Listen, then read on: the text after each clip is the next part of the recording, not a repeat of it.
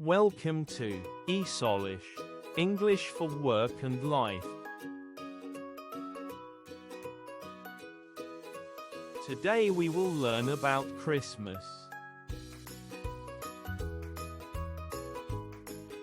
Christmas is a special holiday.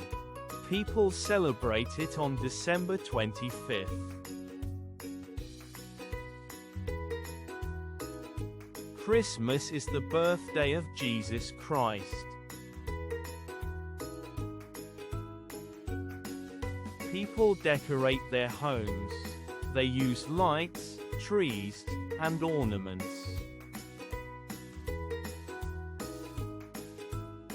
Santa Claus brings gifts to children.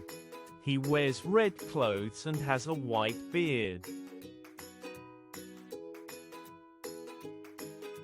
People eat yummy food on Christmas. They have cookies, cake, and big dinners. Christmas is about giving, love, and family. Everyone celebrates in different ways. Some sing songs, others go to church or visit family. Now it's your turn. What do you like about Christmas? Tell us in the comments below.